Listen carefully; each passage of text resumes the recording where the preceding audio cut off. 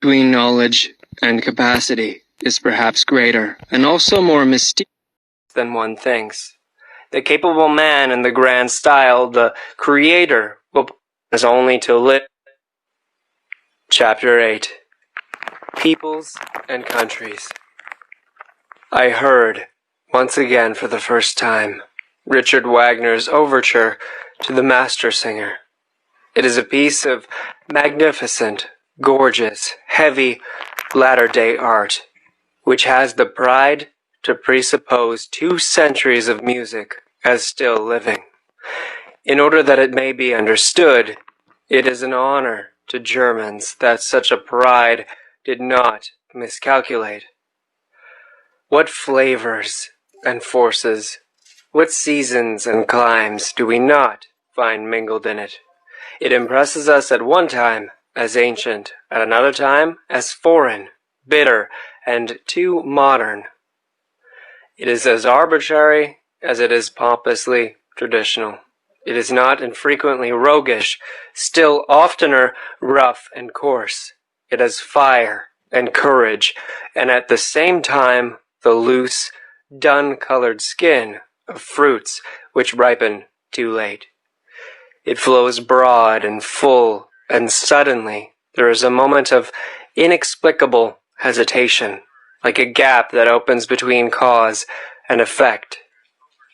An oppression that makes us dream, almost a nightmare. But already it broadens and widens anew the old stream of delight, the most manifold delight, of old and new happiness, including especially the joy of the artist in himself, which he refuses to conceal, his astonished, happy cognizance of his mastery of the expedients here employed, the newly acquired, imperfectly tested expedients of art which he apparently betrays to us. All in all, however, no beauty, no south, nothing of the delicate southern clearness of the sky, nothing of grace, no dance, hardly a will to logic, a certain clumsiness even, which is also emphasized as though the artist wished to say to us, "It is part of my intention."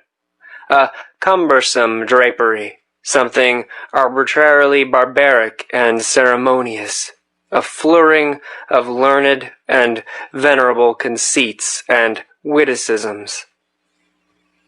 Something German in the best and worst sense of the word, something in the German style, manifold, formless, and inexhaustible, a certain German potency and superplenitude of soul, which is not afraid to hide itself under the refinements of decadence, which perhaps feels itself most at ease there. A real, genuine token of the German soul, which is at the same time young and aged, too ripe and yet still too rich in futurity. This kind of music expresses best what I think of the Germans. They belong to the day before yesterday and the day after tomorrow. They have as yet no today. We good Europeans, we also have hours when we allow ourselves a warm-hearted patriotism, a plunge and relapse into the old loves and narrow views. I have just given an example of it. Hours of national excitement, of patriotic anguish, and all other sorts of old-fashioned floods of sentiment.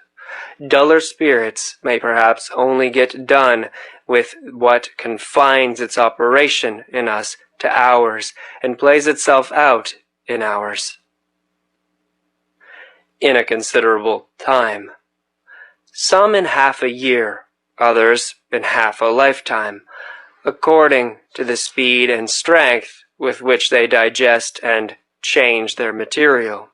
Indeed, I could think of sluggish, hesitating races, which even in our rapidly moving Europe would require half a century ere they could surmount such atavistic attacks of patriotism and soil attachment. and return once more to reason, that is to say, to good Europeanism. And while digressing on this possibility, I happened to become an ear witness of a conversation between two old patriots. They were evidently both hard of hearing and consequently spoke all the louder. He has as much and knows as much philosophy as a peasant or a corpse student, said the one. He is still innocent, but what does that matter nowadays?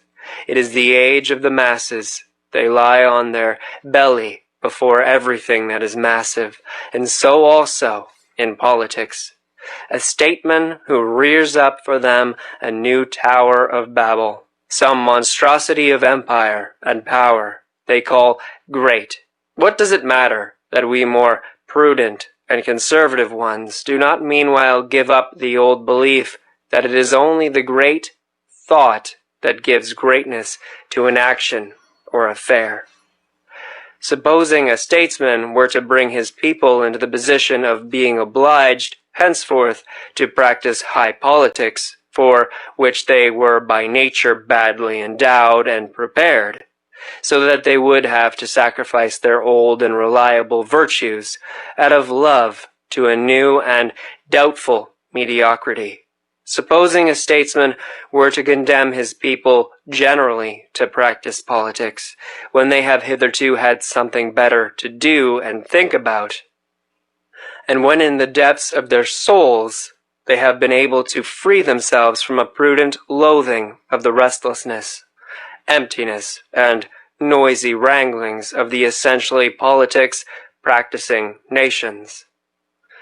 Supposing such a statesman were to stimulate the slumbering passions and avidities of his people, were to make a stigma out of their former diffidence and delight in aloofness, an offense out of their exoticism and hidden permanency, were to depreciate their most radical proclivities, subvert their consciences, make their minds narrow, and their tastes national. What, a statesman who should do all this, which his people would have to do penance for throughout their whole future, if they had a future, such a statesman would be great, would he? Undoubtedly, replied the other old patriot vehemently. Otherwise he could not have done it. It was mad, perhaps, to wish such a thing, but perhaps everything great has been just as mad at its commencement. Misuse of words, cried his interlocutor, contradictorily. Strong, strong, strong, and mad, not great. The old men had obviously become heated as they thus shouted their truths in each other's faces, but I, in my happiness and apartness, considered how soon a stronger one may become master of the strong. And also that there is a compensation for the intellectual superficializing of a nation, namely, in the deepening of another.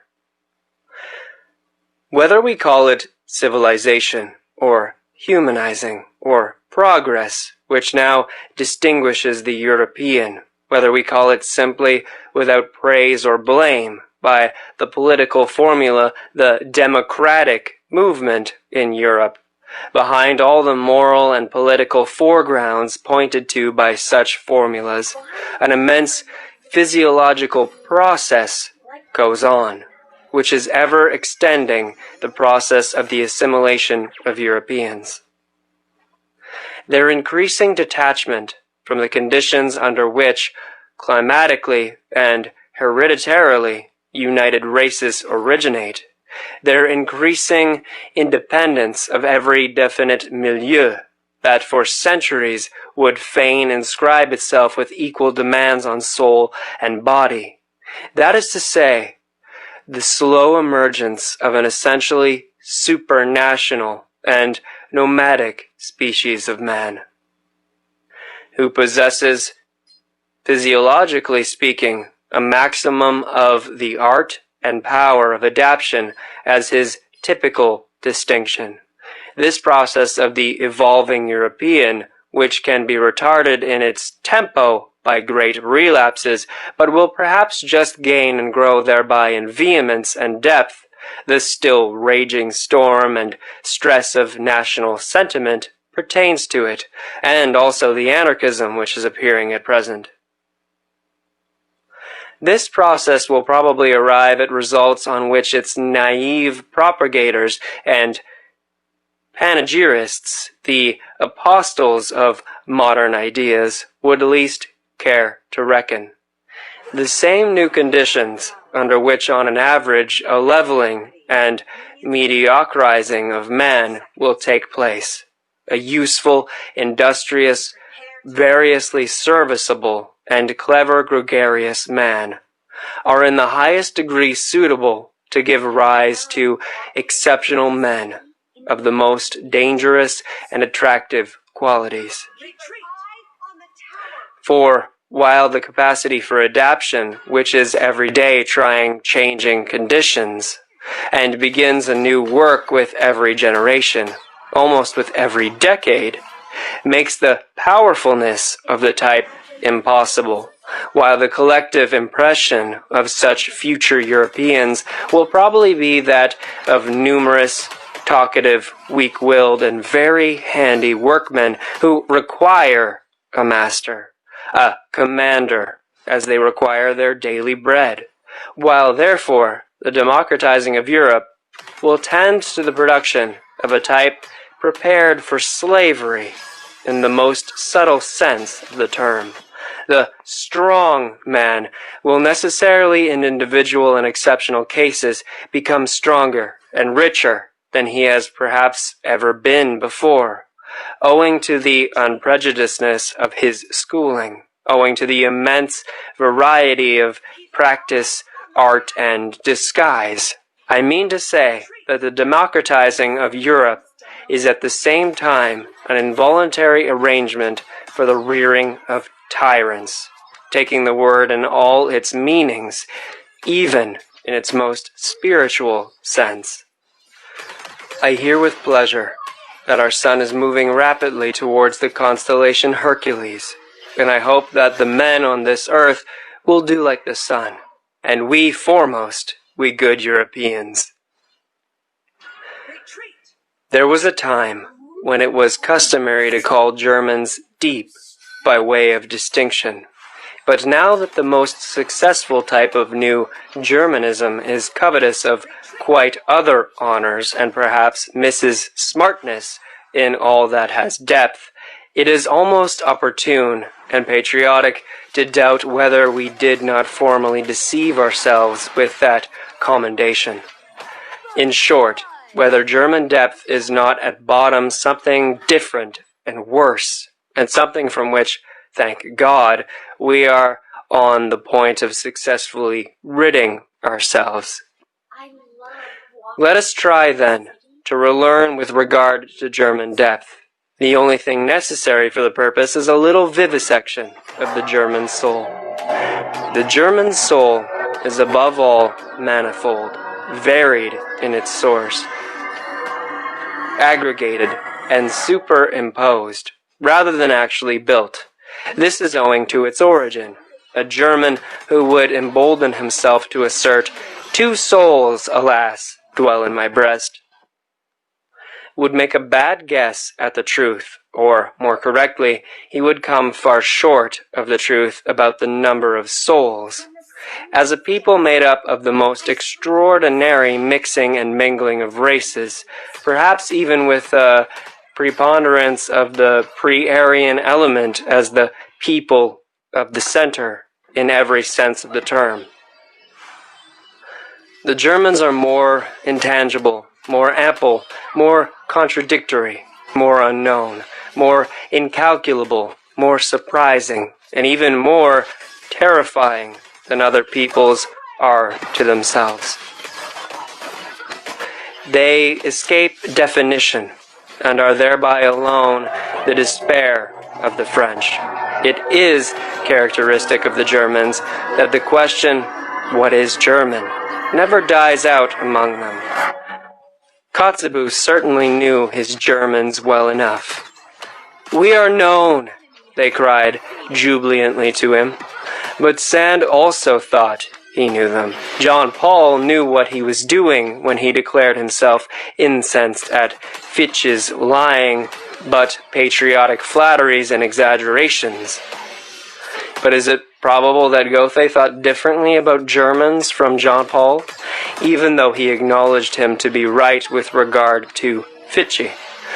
It is a question what Goethe really thought about the Germans.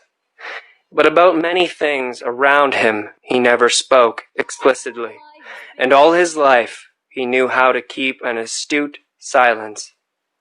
Probably he had good reason for it. It is certain that it was not the wars of independence that made him look up more joyfully, any more than it was the French Revolution, the event on account of which he reconstructed his Faust.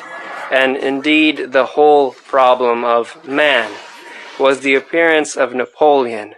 There are words of Goethe in which he condemns with impatient severity, as from a foreign land, that which Germans take pride in. He once defined the famous German turn of mind as indulgent towards its own and others' weaknesses. Was he wrong? It is characteristic of Germans that one is seldom entirely wrong about them. The German soul has passages and galleries in it. There are caves, hiding places, and dungeons therein. Its disorder has much of the charm of the mysterious.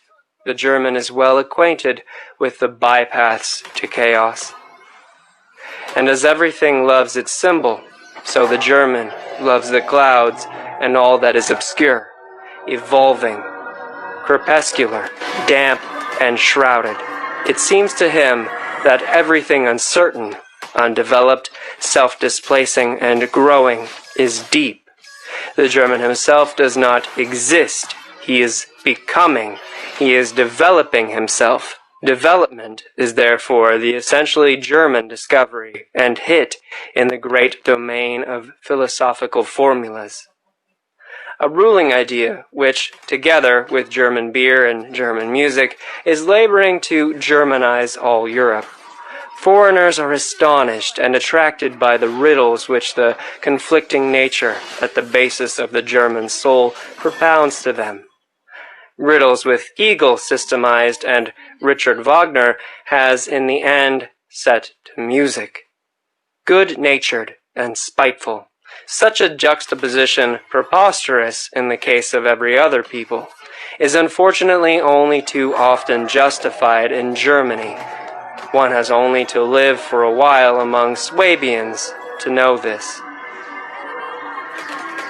The clumsiness of the German scholar and his social distastefulness agree alarmingly well with his physical rope dancing and nimble boldness, of which all the gods have learnt to be afraid.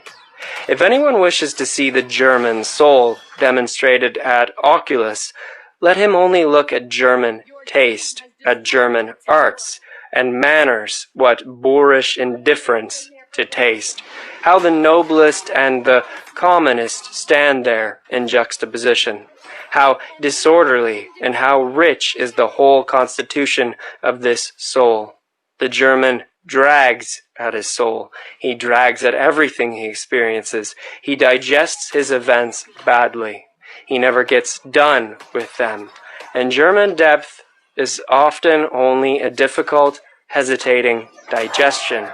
And just as all chronic invalids, all dyspeptics like what is convenient. So the German loves frankness and honesty. It is so convenient to be frank and honest.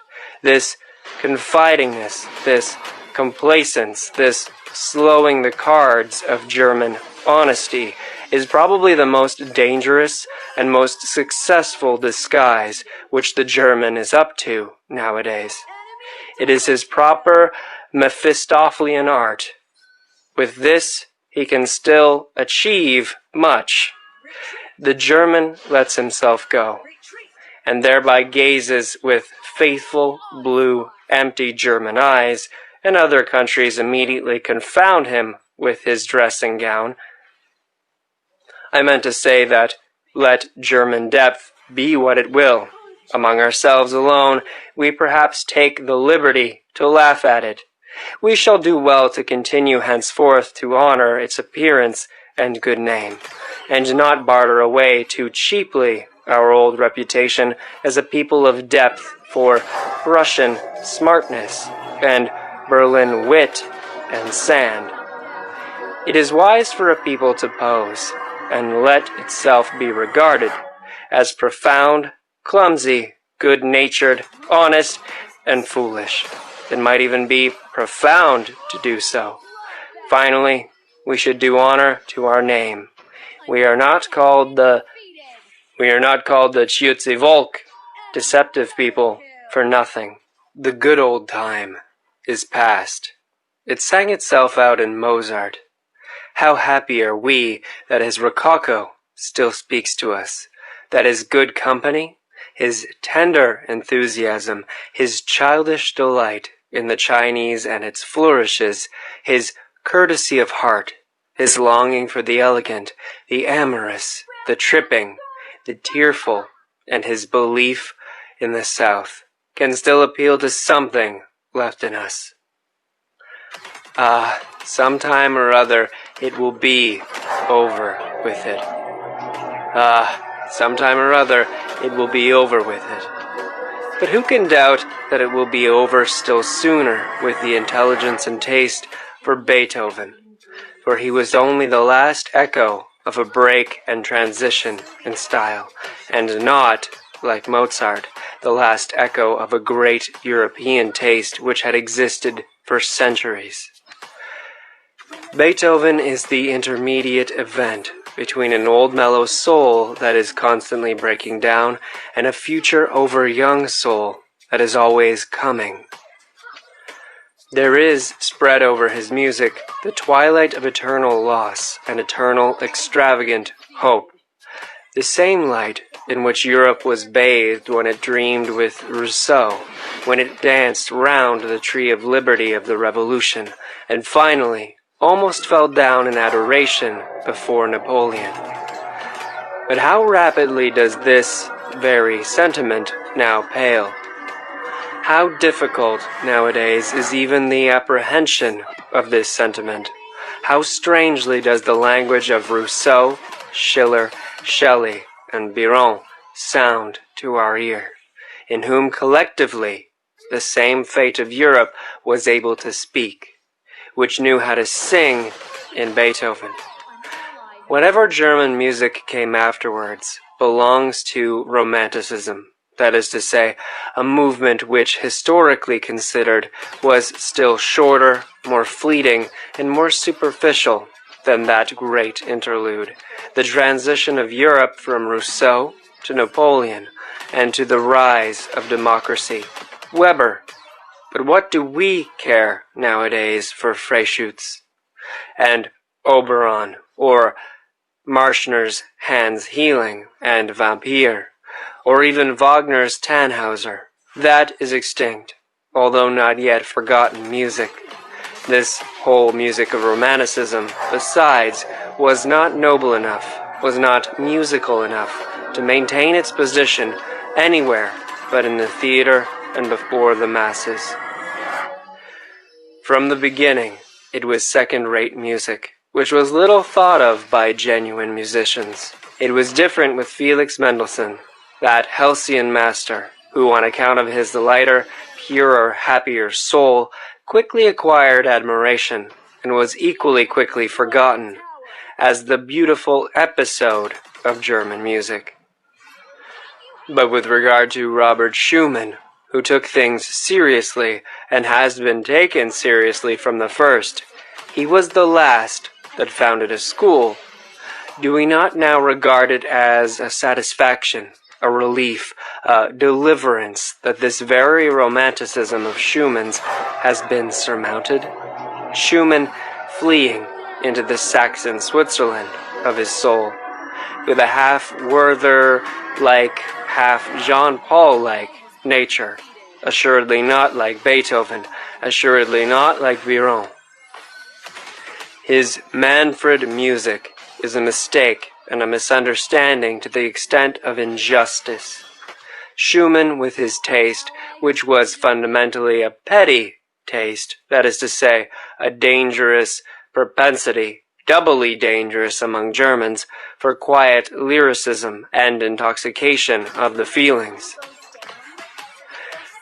Going constantly apart, timidly withdrawing and retiring, a noble weakling who revelled in nothing but anonymous joy and sorrow. From the beginning, a sort of girl and noli me tangere. This Schumann was already merely a German event in music, and no longer a European event, as Beethoven had been. As in a still greater degree Mozart had been. With Schumann, German music was threatened with its greatest danger, that of losing the voice for the soul of Europe and sinking into a merely national affair. What a torture are books written in German to a reader who has a third ear. How indignantly he stands beside the slowly turning swamp of sounds without tune and rhythms, without dance, which Germans call a book. And even the German who reads books, how lazily, how reluctantly, how badly he reads. How many Germans know, and consider it obligatory to know, that there is art in every good sentence? Art which must be divined, if the sentence is to be understood. If there is a misunderstanding about its tempo, for instance, the sentence itself is misunderstood. That one must not be doubtful about the rhythm determining syllables, that one should feel the breaking of the too rigid symmetry as intentional and as a charm, that one should lend a fine and patient ear to every staccato and every rubato, that one should divine the sense in the sequence of the vowels and diphthongs, and how delicately and richly they can be tinted and retinted in order of their arrangement, who among book-reading Germans is complacent enough to recognize such duties and requirements, and to listen to so much art and intention in language.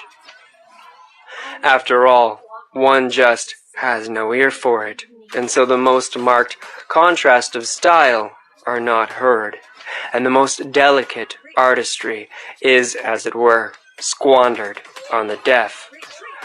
These were my thoughts when I noticed how clumsily and unintuitively two masters in the art of prose writing have been confounded. One, whose words drop down hesitatingly and coldly, as from the roof of a damp cave. He counts on their dull sound and echo.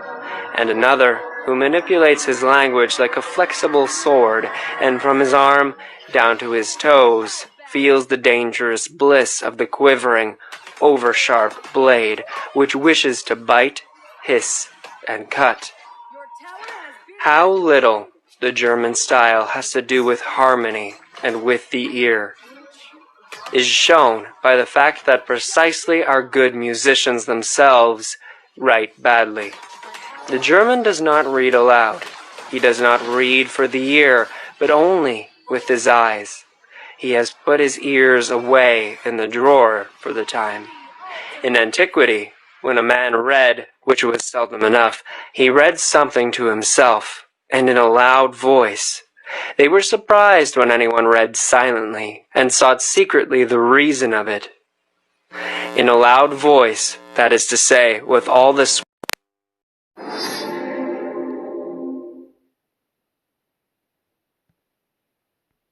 sections and variations of key and changes of tempo, in which the ancient public world took delight. The laws of the written style were then the same as those of the spoken style, and these laws depended partly on the surprising development and refined requirements of the ear and larynx, partly on the strength, endurance, and power of ancient lungs. In the ancient sense, a period is above all a psychological whole, inasmuch as it is comprised in one breath. Such periods as occur in Demosthenes and Cicero, swelling twice and sinking twice, and all in one breath, were pleasures to the men of antiquity, who knew by their own schooling how to appreciate the virtue therein, the rareness and the difficulty in the deliverance of such a period. We have really no right to the big period, we modern men, who are short of breath in every sense. Those ancients, indeed, were all of them dilettanti in speaking, consequently connoisseurs, consequently critics. They thus brought their orators to the highest pitch. In the same manner as in the last century, when all Italian ladies and gentlemen knew how to sing, the virtuoship of song, and with it also the art of melody, reached its elevation. In Germany, however, until quite recently, when a kind of platform eloquence began shyly and awkwardly enough to flutter its young wings, there was, properly speaking, only one kind of public and approximately artistical discourse. That delivered from the pulpit. The preacher was the only one in Germany who knew the weight of a syllable or a word, in what manner a sentence strikes, springs, rushes, flows, and comes to a close. He alone had a conscience in his ears, often enough a bad conscience, for reasons are not lacking why proficiency in oratory should be especially seldom attained by a German, or almost always too late. The masterpiece of German prose is therefore, with good reason, the masterpiece of its greatest preacher. The Bible has hitherto been the best German book. Compared with Luther's Bible, almost everything else is merely literature, something which has not grown in Germany, and therefore has not taken and does not take root in German hearts, as the Bible has done. There are two kinds of geniuses, one which above all engenders and seeks to engender, and another which willingly lets itself be fructified and brings forth. And similarly, among the gifted nations, there are those on whom the woman's problem of pregnancy has devolved, and the secret task of forming, maturing, and perfecting. The Greeks, for instance, were a nation of this kind, and so are the French, and others which have to fructify and become the cause of new modes of life, like the Jews, the Romans, and, in all modesty, be it asked, like the Germans? Nations tortured and enraptured by unknown fevers and irresistibly forced out of themselves, amorous and longing for foreign races, for such as let themselves be fructified, and withal imperious, like everything, conscious of being full of generative force, and consequently empowered by the grace of God. These two kinds of geniuses seek each other, like man and woman, but they also misunderstand each other, like man and woman. Every nation has its own Tartuffery, and calls that its virtue. One does not know, cannot know, the best that is in one. What Europe owes to the Jews? Many things, good and bad, and above all, one thing of the nature both of the best and the worst. The grand style and morality, the fearfulness and majesty of infinite demands, of infinite significations, the whole romanticism and sublimity of moral questionableness, and, consequently, just the most attractive, ensnaring, and exquisite element in those iridescences and allurements to life, in the aftersheen of which the sky of our European culture, its evening sky, now glows, perhaps glows out. For this, we artists among the spectators and philosophers are grateful to the Jews. It must be taken into the bargain, if various clouds and disturbances, in short, slight attacks of stupidity, pass over the spirit of a people that suffers and wants to suffer from national nervous fever and political ambition. For instance, among present-day Germans, there is alternately the anti-French folly, the anti-Semitic folly, the anti-Polish folly, the Christian romantic folly, the Wagnerian folly, the Teutonic folly, the Prussian folly. Just look at those poor historians, the Sibyls and Trishaks, and their closely bandaged heads, and whatever else these little obscurations of the German spirit and conscience may be called. May it be forgiven me that I, too, when on a short daring sojourn on very infected ground, did not remain wholly exempt from the disease, but like everyone else, began to entertain thoughts about matters which did not concern me. The first symptom of political infection. About the Jews, for instance, listen to the following. I have never, yet, met a German who was favorably inclined to the Jews, and however decided the repudiation of actual anti-Semitism may be on the part of all prudent and political men. This prudence and policy is not perhaps directed against the nature of the sentiment itself, but only against its dangerous excess, and especially against the distasteful and infamous expression of this excess of sentiment. On this point, we must not deceive ourselves, that Germany has amply sufficient Jews, that the German stomach, the German blood, has difficulty, and will long have difficulty, in disposing only of this quantity of Jew, as the Italian, the Frenchman, and the Englishman have done by means of a stronger digestion. That is the unmistakable declaration and language of a general instinct, to which one must listen, and according to which one must act. Let no more Jews come in, and shut the doors, especially towards the east, also towards Austria. Thus commands the instinct of a people whose nature is still feeble and uncertain, so that it could be easily wiped out, easily extinguished by a stronger race. The Jews, however, are beyond all doubt the strongest, toughest, and purest race at present living in Europe. They know how to succeed even under the worst conditions, in fact, better than under favorable ones, by means of virtues of some sort, which one would like nowadays to label as vices, owing above all to a resolute faith which does not need to be ashamed before modern ideas.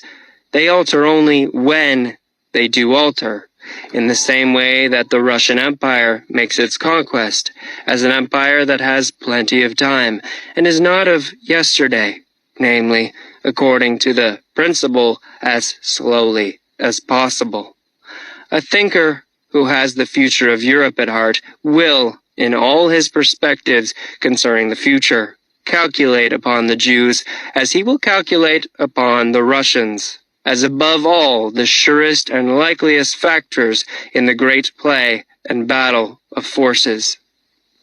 That which is at present called a nation in Europe, and is really rather a res facta than nada, indeed, sometimes confusingly similar to a res ficta, a picta, is in every case something evolving, young, easily displaced, and not yet a race, much less such a race ari parinus, as the Jews are such nations, should most carefully avoid all hot-headed rivalry and hostility. It is certain that the Jews, if they desired, or if they were driven to it, as the anti-Semites seem to wish, could now have the ascendancy, nay, literally the supremacy over Europe. That they are not working and planning for that end is equally certain. Meanwhile, they rather wish and desire, even somewhat importunely, to be absorbed and absorbed by Europe. They long to be finally settled, authorized and respected somewhere, and wish to put an end to the nomadic life, to the wandering Jew. And one should certainly take account of this impulse and tendency, and make advances to it. It possibly betokens a mitigation of the Jewish instincts, for which purpose it would perhaps be useful and fair to banish the anti-Semitic brawlers out of the country. One should make advances with all prudence, and with selection.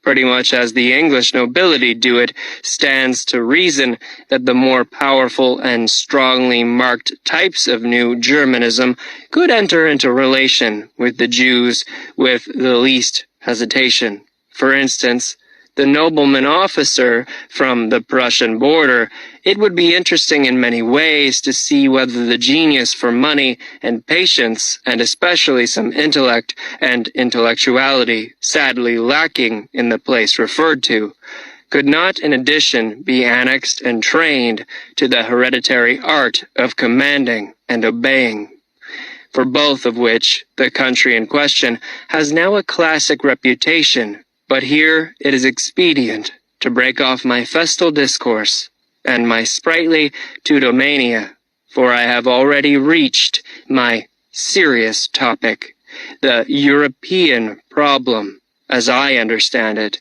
the rearing of a new ruling caste for Europe. They are not a philosophical race, the English. Bacon represents an attack on the philosophical spirit generally. Hobbes, Hume, and Locke an abasement and a depreciation of the idea of a philosopher. For more than a century, it was against Hume that Kant uprose and raised himself. It was Locke of whom Schelling rightly said, "Je méprise Locke," in the struggle against the English mechanical stultification of the world. Hegel and Schopenhauer, along with Goethe, were of one accord, the two hostile brother geniuses in philosophy who pushed in different directions towards the opposite poles of German thought, and thereby wronged each other as only brothers will do. What is lacking in England, and has always been lacking, that half-actor and rhetorician knew well enough.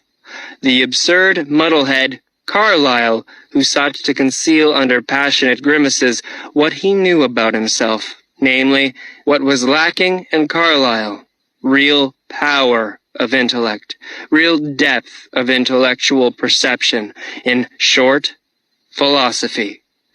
It is characteristic of such an unphilosophical race to hold on firmly to Christianity.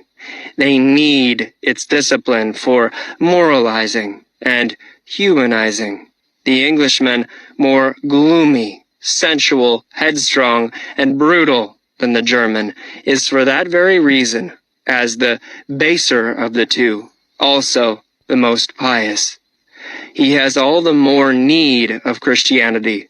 To finer nostrils, this English Christianity itself has still a characteristic English taint of spleen and alcoholic excess, for which, owing to good reasons, it is used as an antidote, the finer poison to neutralize the coarser. A finer form of poisoning is in fact a step in advance with coarse-mannered people.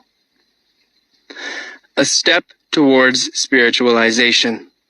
The English coarseness and rustic demureness is still most satisfactorily disguised by Christian pantomime, and by praying and psalm singing, or, more correctly, it is thereby explained and differently expressed. And for the herd of drunkards and rakes who formerly learned moral grunting under the influence of Methodism, and more recently as the Salvation Army, a penitential fit may really be the relatively highest manifestation of humanity to which they can be elevated.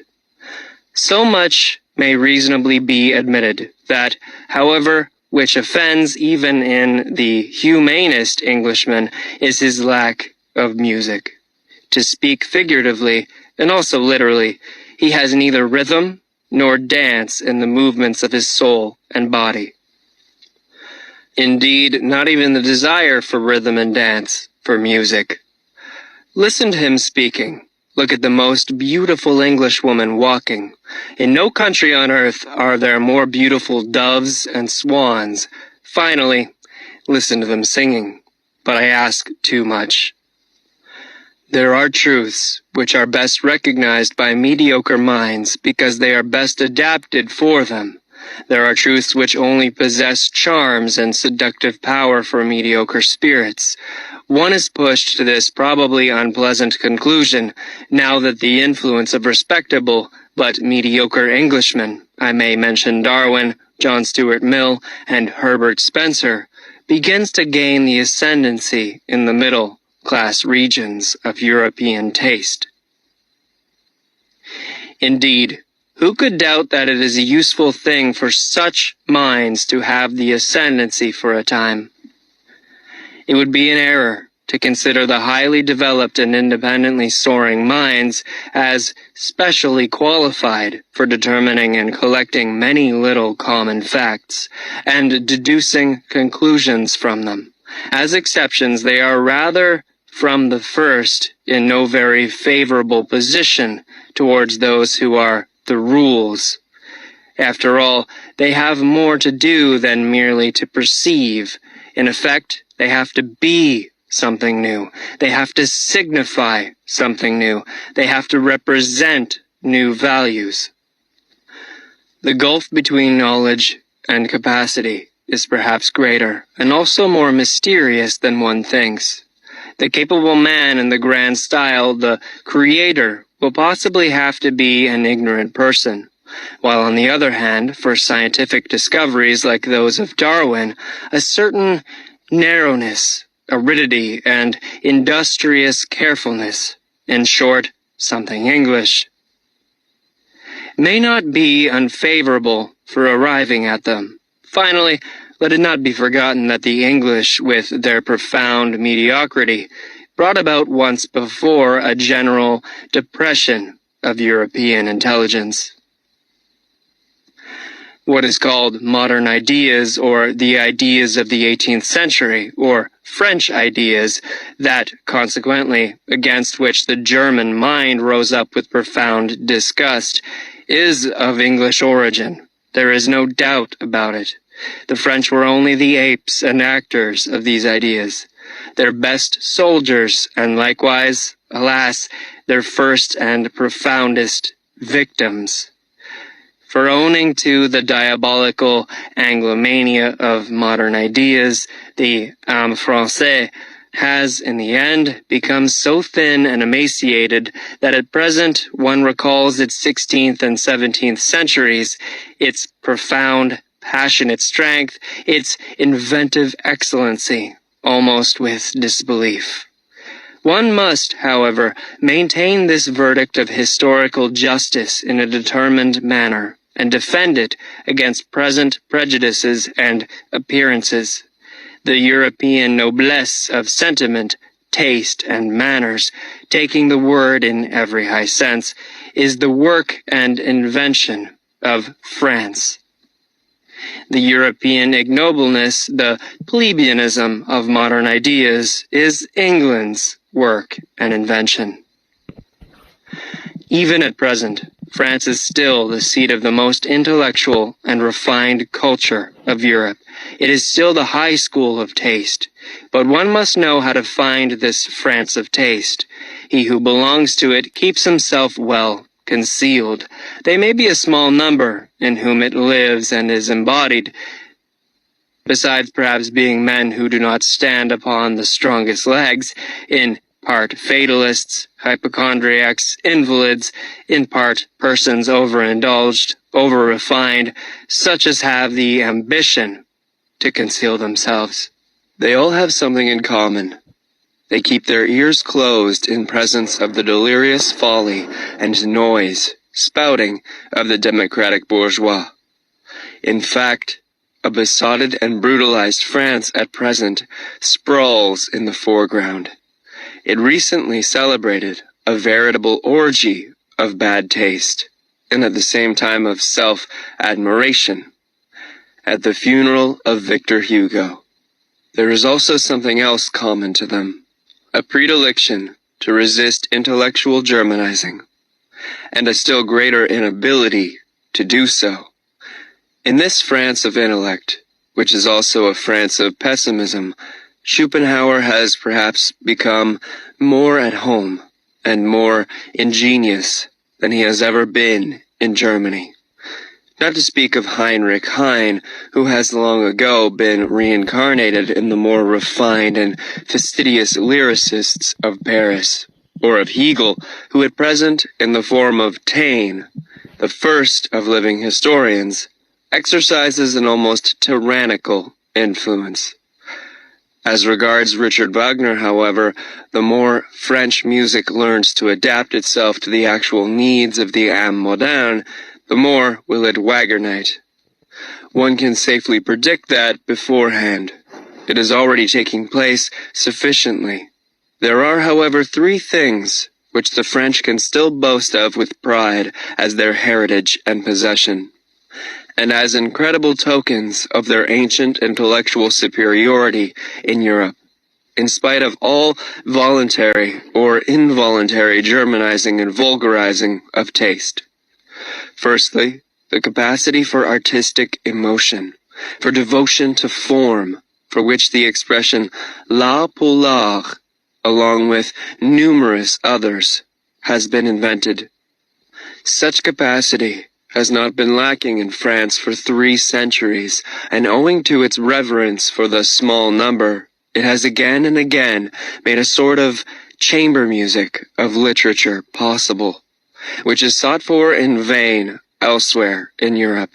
The second thing whereby the French can lay claim to a superiority over Europe is their ancient, many-sided, moralistic culture, owing to which one finds on an average, even in the petty romanciers of the newspapers and chance boulevardiers de Paris, a psychological sensitiveness and curiosity of which, for example, one has no conception, to say nothing of the thing itself, in Germany.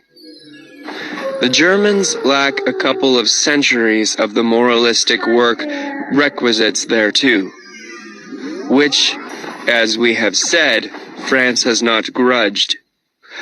Those who call the Germans naive on that account give them commendation for a defect, as the opposite of the German inexperience and innocence in voluptate psychologica, which is not too remotely associated with the tediousness of German intercourse, and, as the most successful expression of genuine French curiosity and inventive talent in this domain of delicate thrills, Henry Bailey may be noted.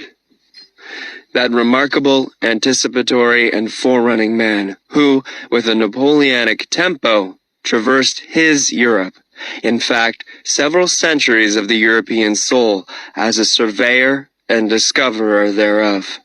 It has required 2 generations to overtake him, one way or other, to divine France. There is yet a third claim to superiority. In the French character, there is a successful halfway synthesis of the North and South, which makes them comprehend many things, and enjoins upon them other things, which an Englishman can never comprehend. Their temperament, tuned alternately to and from the south, in which from time to time the Provencal and Ligurian blood froths over, preserves them from the dreadful northern gray and gray, from sunless conceptual spectrism, and from poverty of blood. Our German infirmity of taste, for the excessive prevalence of which at the present moment, blood and iron, that is to say, high politics, has with great resolution been prescribed, according to a dangerous healing art, which bids me wait, and wait, but not yet hope. there is also still in France a pre-understanding and ready welcome for those rarer and rarely gratified men who are too comprehensive to find satisfaction in any kind of fatherlandism, and know how to love the South when in the North, and the North when in the South. The born Midlanders, the good Europeans. For them, Bizet has made music. This latest genius who has seen a new beauty and seduction, who has discovered a piece of the South in music. I hold that many precautions should be taken against German music. Suppose a person loves the South as I love it, as a great school of recovery for the most spiritual and the most sensuous ills, as a boundless solar profusion and effulgence, which o'erspreads a sovereign existence, believing in itself. Well, such a person will learn to be somewhat on his guard against German music, because in injuring his taste anew, it will also injure his health anew. Such a southerner not by origin but by belief, if he should dream of the future of music, must also dream of it being freed from the influence of the North, and must have in his ears the prelude to a deeper, mightier, and perhaps more perverse and mysterious music. A super-German music which does not fade, pale, and die away, as all German music does, at the sight of the blue, wanton sea and the Mediterranean clearness of sky. A super-European music which holds its own even in the presence of the brown sunsets of the desert, whose soul is akin to the palm tree and can be at home and can roam with big, beautiful, lonely beasts of prey. I could imagine a music of which the rarest charm would be that it knew nothing more of good and evil, only that here and there perhaps some sailor's homesickness, some golden shadows and tender weaknesses might sweep lightly over it. An art which, from the far distance, would see the colors of a sinking and almost incomprehensible moral world fleeing towards it, and would be hospitable enough and profound enough to receive such belated fugitives.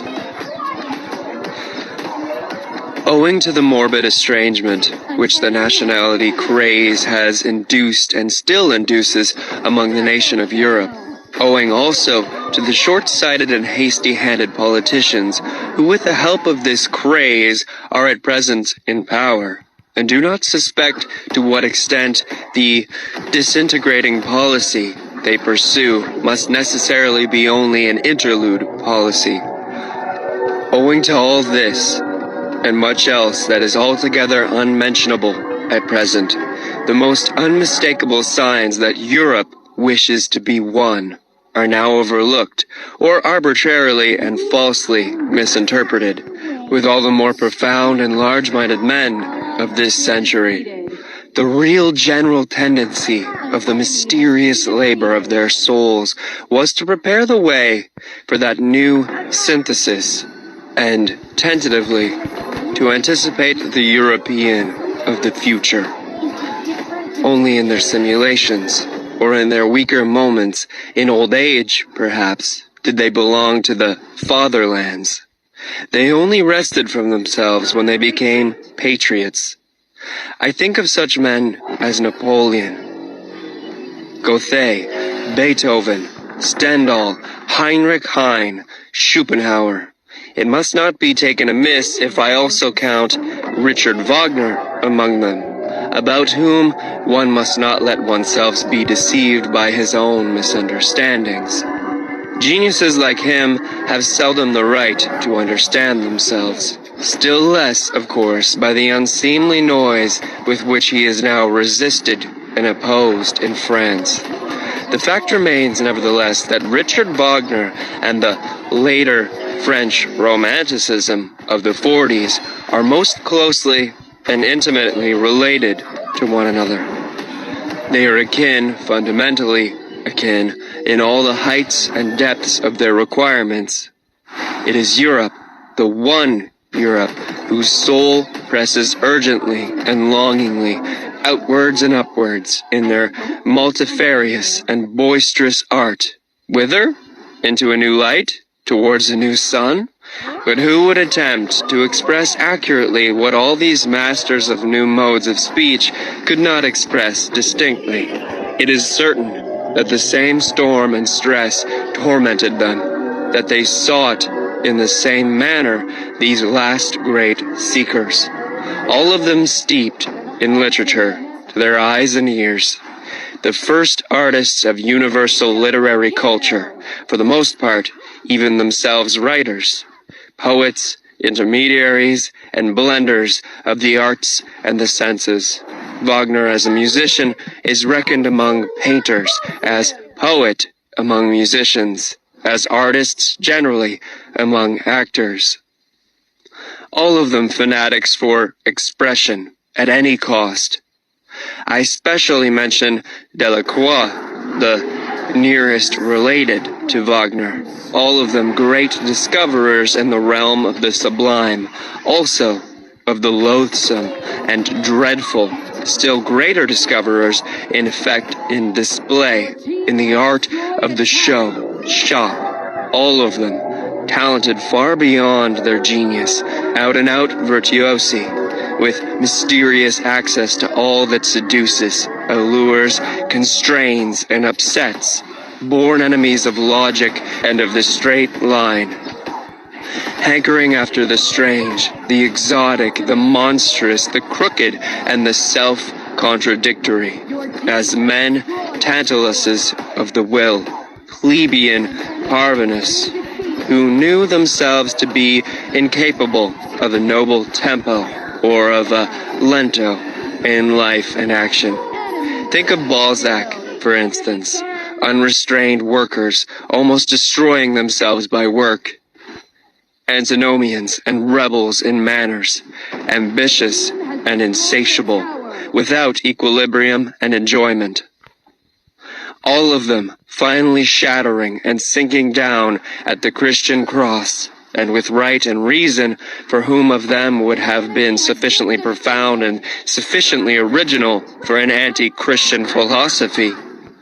On the whole, a boldly daring, splendidly overbearing, high-flying, and aloft up-dragging class of higher men, who had first to teach their century, and it is the century of the masses, the conception, higher man. Let the German friends of Richard Wagner advise together as to whether there is anything purely German in the Wagnerian art, or whether its distinction does not consist precisely in coming from super-German sources and impulses, in which connection it may not be underrated how indispensable Paris was to the development of his type, which the strength of his instincts made him long to visit at the most decisive time, and how the whole style of his proceedings, of his self-apostolate, could only perfect itself in sight of the French socialistic original. On a more subtle comparison, it will perhaps be found, to the honor of Richard Wagner's German nature, that he has acted in everything with more strength, daring, severity, and elevation than a 19th century Frenchman could have done, owing to the circumstance that we Germans are as yet nearer to barbarism than the French. Perhaps even the most remarkable creation of Richard Wagner is not only at present, but forever inaccessible, incomprehensible, and inimitable to the whole latter-day Latin race. The figure of Siegfried, that very free man, who is probably far too free, too hard, too cheerful, too healthy, too anti-Catholic for the taste of old and mellow civilized nations. He may even have been a sin against Romanticism, this anti-Latin Siegfried. Well, Wagner atoned amply for this sin in his old sad days, when anticipating a taste which has meanwhile passed into politics, he began with the religious vehemency peculiar to him to preach, at last, the way to Rome, if not to walk therein. That these last words may not be misunderstood, I will call to my aid a few powerful rhymes, which will even betray to less delicate ears what I mean counter to the last Wagner and his parasical music. Is this our mode? From German heart came this vexed ululating? From German body, this self-lacerating? Is ours this priestly hand dilation, this incense-fuming exaltation? Is ours this faltering, failing shambling, this quite uncertain ding-dong dangling, this sly nun ogling, half-hour bell ringing, this holy false enraptured heaven o'erspringing? Is this our mode? Think well, ye still wait for admission, for what ye hear is Rome, Rome's faith by intuition. Chapter 9. What is noble? Every elevation of the type man has hitherto been the work of an aristocratic society, and so it will always be. A society believing in a long scale of gradation of rank and differences of worth among human beings, and requiring slavery in some form or other, without the pathos of distance, such as grows out of the incarnated differences of classes, out of the constant outlooking and downlooking of the ruling caste on subordinates and instruments, and out of their equally constant practice of obeying and commanding, of keeping down and keeping at distance. That other more mysterious pathos could never have arisen. The longing for an ever new widening of distance within the soul itself. The formation of even higher, rarer, further, more extended, more comprehensive states. In short, just the elevation of the type man, the continued self-surmounting of man, to use a moral formula in a supermoral sense. To be sure, one must not resign oneself to any humanitarian illusions about the history of the origin of an aristocratic society. That is to say, of the preliminary condition for the elevation of the type man. The truth is hard. Let us acknowledge unprejudicedly how every higher civilization hitherto has originated. Men with a still natural nature, barbarians in every terrible sense of the word, men of prey, still in possession of unbroken strength, of will and desire for power, threw themselves upon weaker, more moral, more peaceful races, perhaps trading or cattle-rearing communities, or upon old mellow civilizations in which the final vital force was flickering out in brilliant fireworks of wit and depravity. At the commencement, the noble caste was always the barbarian caste. Their superiority did not consist first of all in their physical, but in their psychical power. They were more complete men, which at every point also implies the same as more complete beasts. Corruption, as the indication that anarchy threatens to break out among the instincts, and that the foundation of the emotions, called life, is convulsed, is something radically different according to the organization in which it manifests itself. When, for instance, an aristocracy, like that of France at the beginning of the Revolution, flung away its privileges with sublime disgust and sacrificed itself to an excess of its moral sentiments, it was corruption.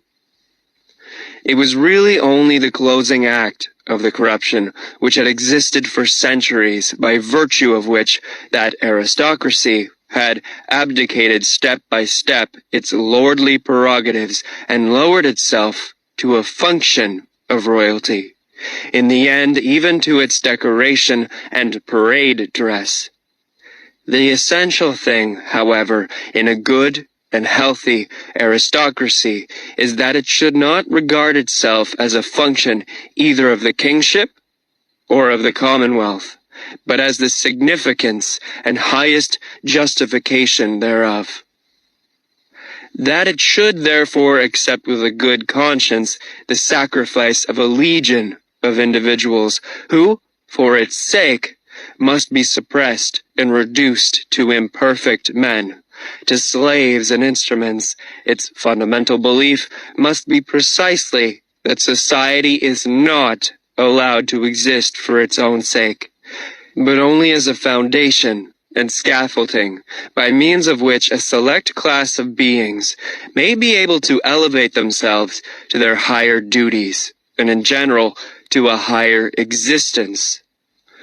Like those sun-seeking climbing plants in Java, they are called Cipomatador, which encircle an oak so long and so often with their arms, until at last, high above it, but supported by it, they can unfold their tops in the open light and exhibit their happiness. To refrain mutually from injury, from violence, from exploitation, and put one's will on par with that of others. This may result in a certain rough sense and good conduct among individuals when the necessary conditions are given, namely the actual similarity of the individuals in amount of force and degree of worth, and their correlation with one organization.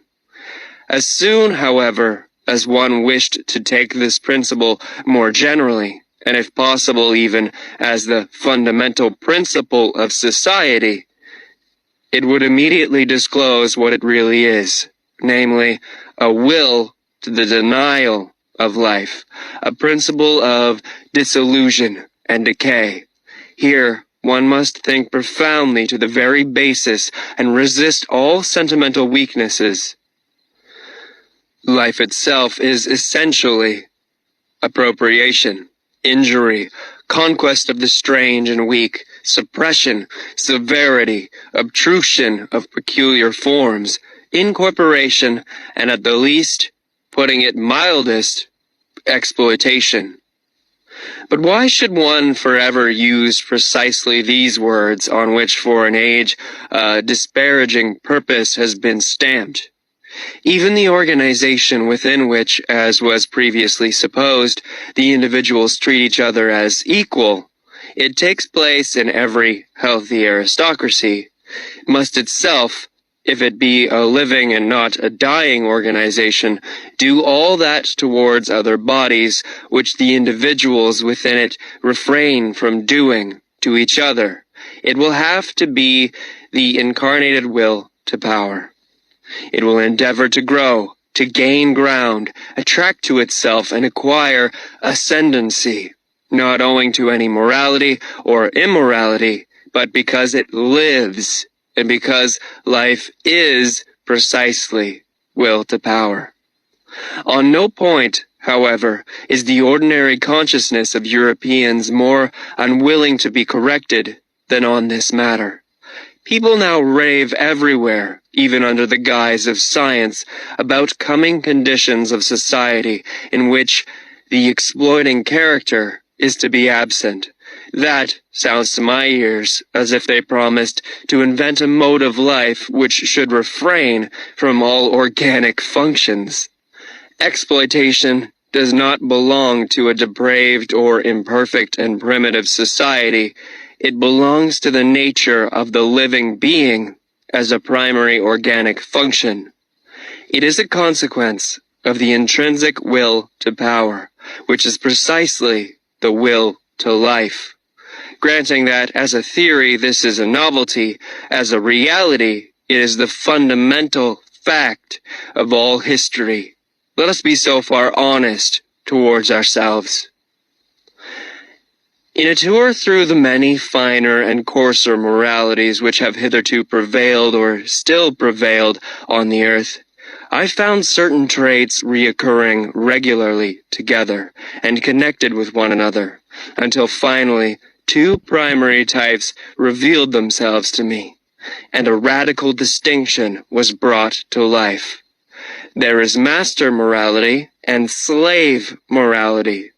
I would at once add, however, that in all higher and mixed civilizations, there are also attempts at the reconciliation of the two moralities. But one finds still oftener the confusion and mutual misunderstanding of them.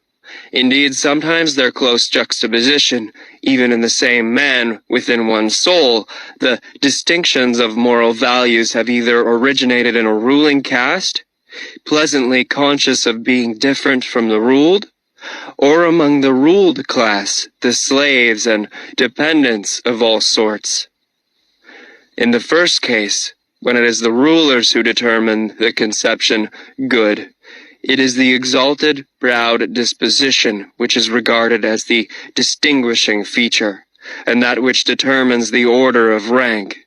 The noble type of man separates from himself the beings in whom the opposite of this exalted, proud disposition displays itself. He despises them. Let it at once be noted that in this first kind of morality, the antithesis good and bad means practically the same as noble and despicable. The antithesis good and evil is of a different origin.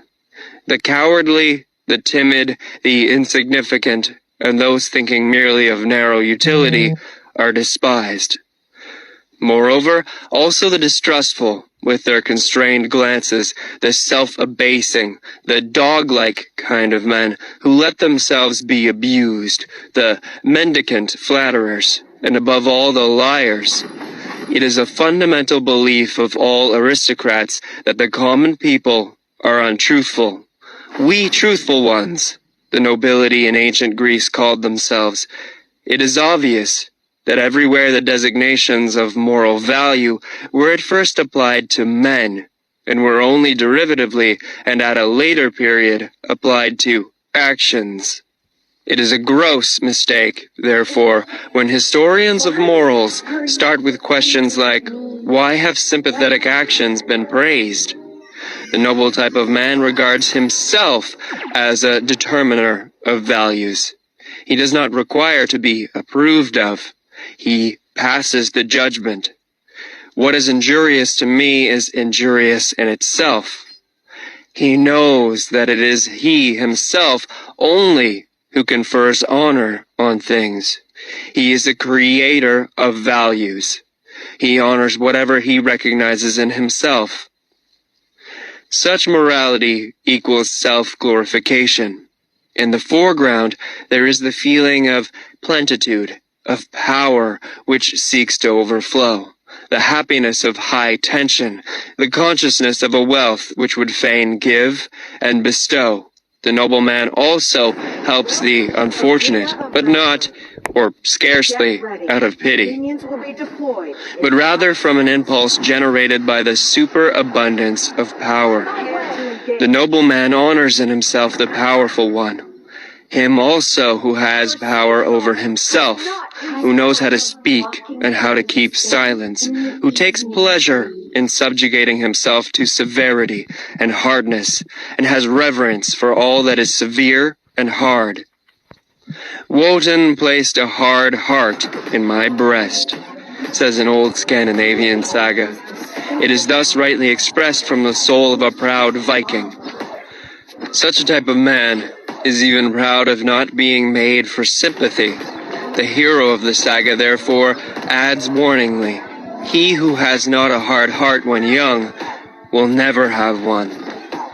The noble and brave who think thus are the furthest removed from the morality which sees precisely in sympathy, or in acting for the good of others, or in disinterestment, the characteristic of the moral. Faith in oneself, pride in oneself, a radical enmity and irony towards selflessness belongs as definitely to noble morality as do a careless scorn and precaution in presence of sympathy and the warm heart. It is the powerful who know how to honor, It is their art, their domain for invention, the profound reverence for age and for tradition. All laws rest on this double reverence.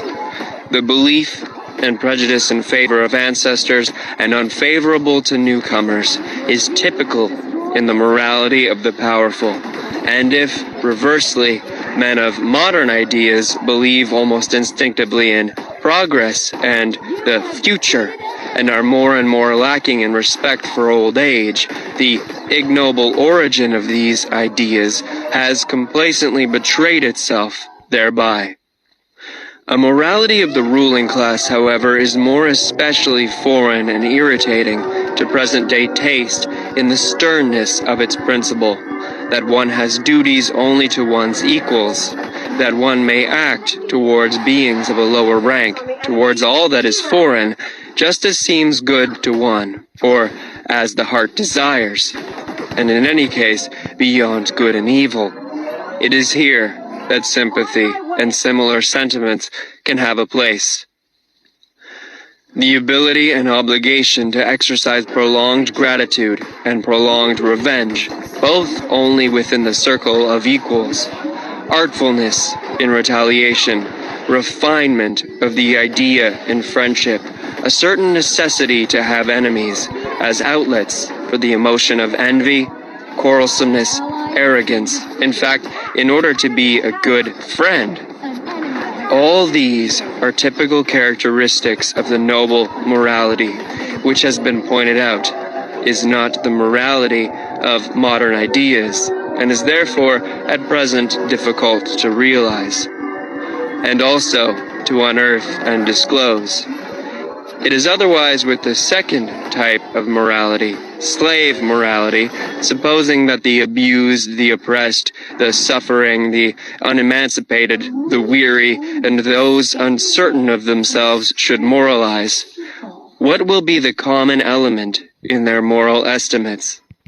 Probably a pessimistic suspicion with regard to the entire situation of man will find expression. Perhaps a condemnation of man, together with his situation. The slave has an unfavorable eye for the virtues of the powerful. He is a skepticism and distrust, a refinement of distrust of everything good that is there honored. He would fain persuade himself that the very happiness there is not genuine. On the other hand, those qualities which serve to alleviate the existence of sufferers are brought into prominence and flooded with light. It is here that sympathy, the kind helping hand, the warm heart, patience, diligence, humility, and friendliness attain to honor. For here, these are the most useful qualities, and almost the only means of supporting the burden of existence. Slave morality is essentially the morality of utility. Here is the seat of the origin of the famous antithesis good and evil. Power and dangerousness are assumed to reside in the evil, a certain dreadfulness, subtlety, and strength which do not admit of being despised. According to slave morality, therefore, the evil man arouses fear. According to master morality, it is precisely the good man who arouses fear and seeks to arouse it, while the bad man is regarded as the despicable being. The contrast attains its maximum when, in accordance with logical consequences of slave morality, a shade of depreciation, it may be slight and well-intentioned, at last attaches itself to the good man of this morality. Because according to the servile mode of thought, the good man must in any case be the safe man. He is good-natured, easily deceived, perhaps a little stupid, in bonum.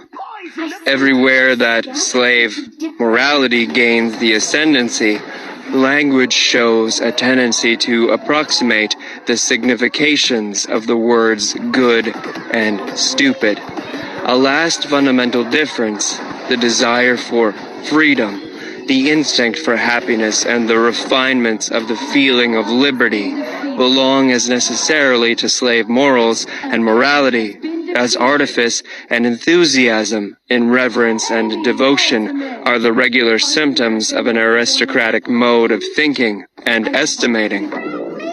Hence we can understand without further detail why love as a passion, it is our European specialty, must absolutely be of noble origin. As is well known, its invention is due to the Provençal poet, Cavalier, those brilliant, ingenious men of the gay sabre, to whom Europe owes so much, and almost owes itself. Vanity is one of the things which are perhaps most difficult for a noble man to understand. He will be tempted to deny it, where another kind of man thinks he sees it self-evidently. The problem for him is to represent to his mind beings who seek to arouse a good opinion of themselves, which they themselves do not possess, and consequently also do not deserve, and who yet believe in this good opinion afterwards. This seems to him, on the one hand, such bad taste and so self-disrespectful, and on the other hand, so grotesquely unreasonable that he would like to consider vanity an exception, and is doubtful about it in most cases when it is spoken of. He will say, for instance, "I may be mistaken about my value, modesty." Or he will even say, "For many reasons, I can delight in the good opinion of others, perhaps because I love and honor them and rejoice in all their joys, perhaps also because their good opinion endorses and strengthens my belief in my own good opinion, perhaps because the good opinion of others, even in cases where I do not share it, is useful to me, or gives promise of usefulness." All this, however, is not vanity. The man of noble character must first bring it home forcibly to his mind, especially with the aid of history, that from time immemorial, in all social strata, in any way dependent, the ordinary man was only that which he passed for. Not being at all accustomed to fixed values, he did not assign even to himself any other value than that which his master assigned to him. It is the peculiar right of masters to create values. It may be looked upon as the result of an extraordinary atavism, that the ordinary man, even at present, is still always waiting for an opinion about himself, and then instinctively submitting himself to it. Yet by no means only to a good opinion, but also to a bad and unjust one.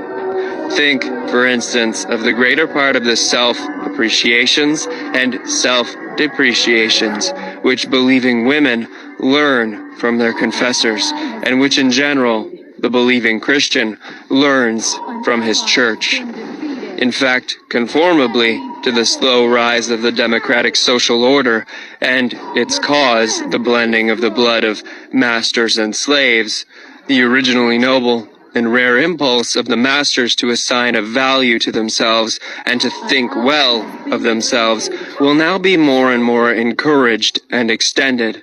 But it has at all times an older, ampler, and more radically ingrained propensity opposed to it. And in the phenomenon of vanity, this older propensity overmasters the younger. The vain person rejoices over every good opinion which he hears about himself, quite apart from the point of view of its usefulness, and equally regardless of its truth or falsehood, just as he suffers from every bad opinion, for he subjects himself to both. He feels himself subjected to both by that oldest instinct of subjugation which breaks forth in him. It is the slave in the vain man's blood, the remains of the slave's craftiness. And how much of the slave is still left in women, for instance, which seeks to seduce to good opinions of itself? It is the slave, too, who immediately afterwards falls prostrate himself before these opinions, as though he had not called them forth. and to repeat it again, vanity is atavism. Retreat! A species originates, and a type becomes established and strong in the long struggle with essentially constant unfavorable conditions. On the other hand, it is known by the experience of breeders that species which receive superabundant nourishment, and in general a surplus of protection and care, immediately tend in the most marked way to develop variations, and are fertile in prodigies and monstrosities, also in monstrous vices. Now, look at an aristocratic commonwealth. Say, an ancient Greek polis, or Venice, as a voluntary or involuntary contrivance for the purpose of rearing human beings.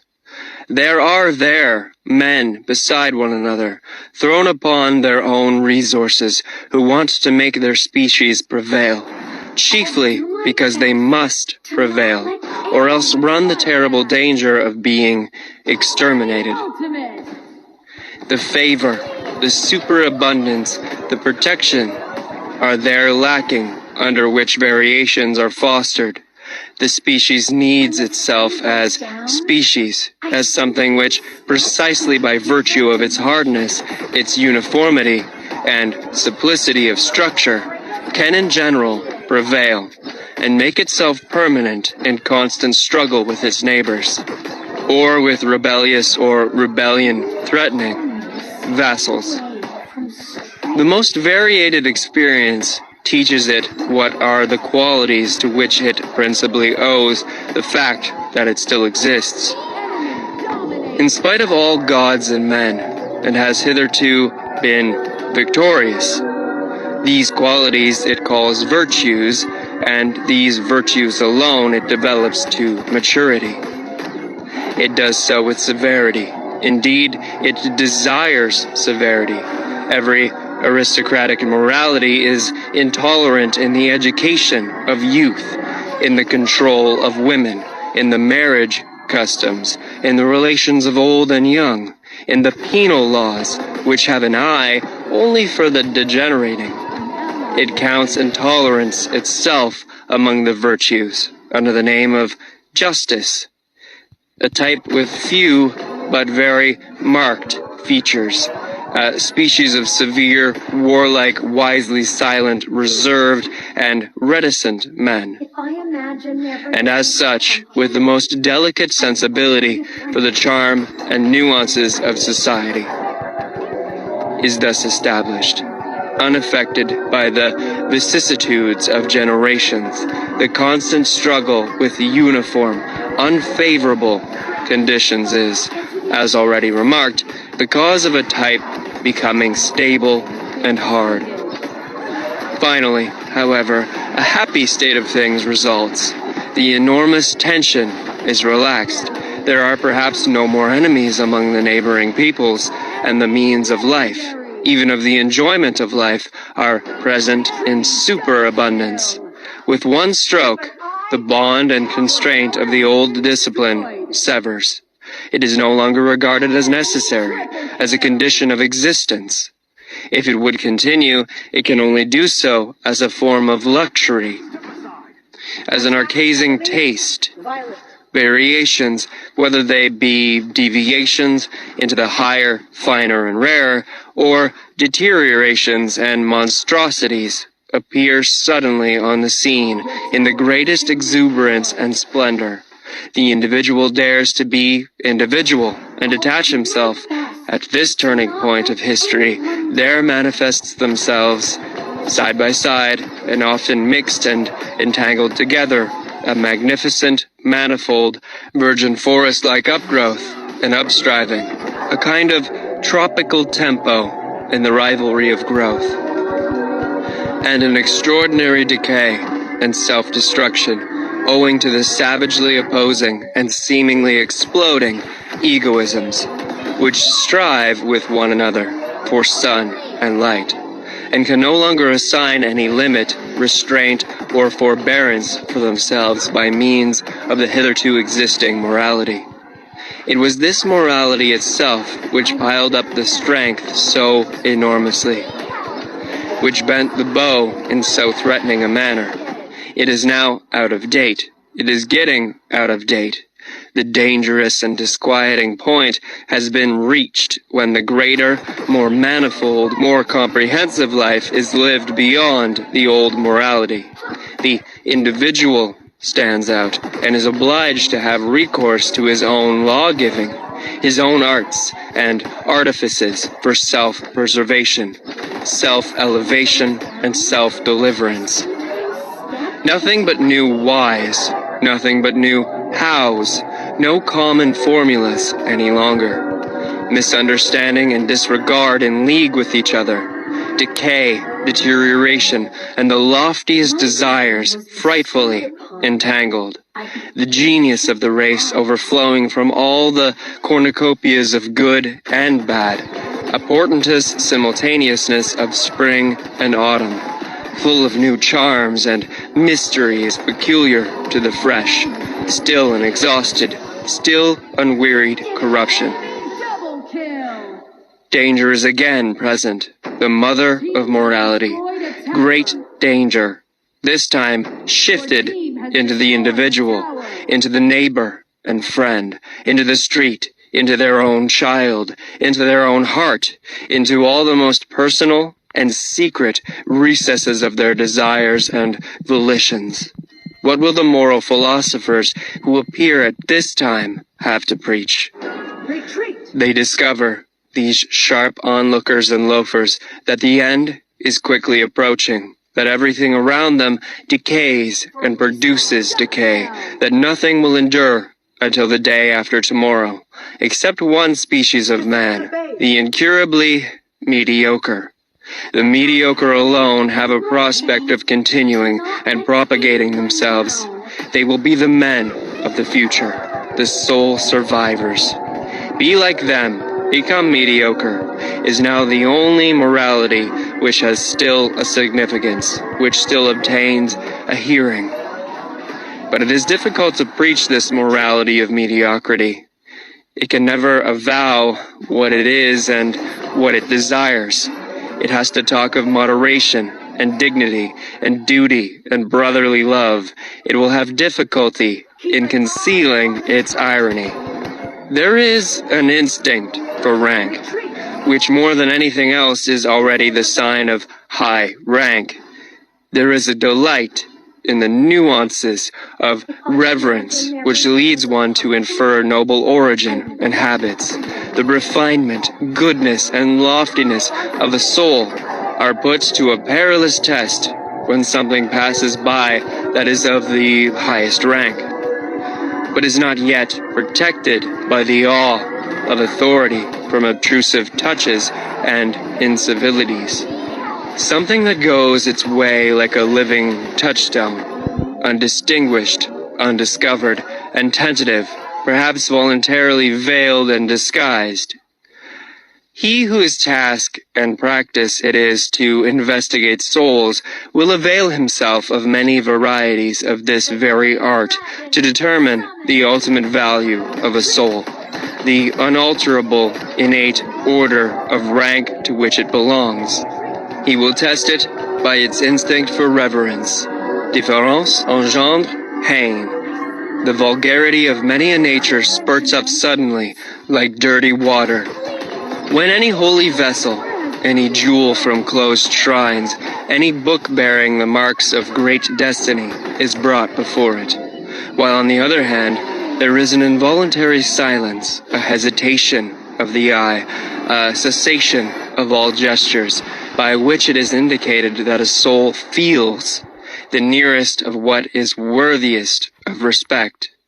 The way in which, on the whole, the reverence for the Bible has hitherto been maintained in Europe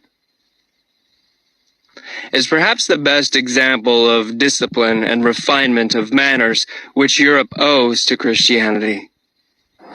Books of such profoundness and supreme significance require for their protection an external tyranny of authority, in order to acquire the period of thousands of years which is necessary to exhaust and unriddle them. Much has been achieved when the sentiment has been at last instilled into the masses, the shallow pates and boobies of every kind, that they are not allowed to touch everything, that there are holy experiences before which they must take off their shoes and keep away the unclean hand. It is almost their highest advance towards humanity. On the contrary, in the so-called cultured classes, the believers in modern ideas, nothing is perhaps so repulsive as their lack of shame, the easy insolence of eye and hand with which they touch, taste, and finger everything. And it is possible that even yet there is more relative nobility of taste, and more tact for reverence among the people, among the lower classes of the people, especially among peasants, than among the newspaper-reading demi-monde of intellect, the cultured class. It cannot be a fast from a man's soul what his ancestors have preferably and most constantly done, whether they were perhaps diligent economizers attached to a desk in a cash box, modest and citizen-like in their desires, modest also in their virtues, or whether they were accustomed to commanding from morning till night, fond of rude pleasures and probably of still ruder duties and responsibilities, or whether, finally, at one time or other, they have sacrificed old privileges of birth and possession in order to live wholly for their faith, for their God, as men of an inexorable and sensitive conscience, which blushes at every compromise. It is quite impossible for a man not to have the qualities and predilections of his parents and ancestors in his constitution. Whatever appearances may suggest to the contrary, this is the problem of race. Granted that one knows something of the parents, it is admissible to draw a conclusion about the child.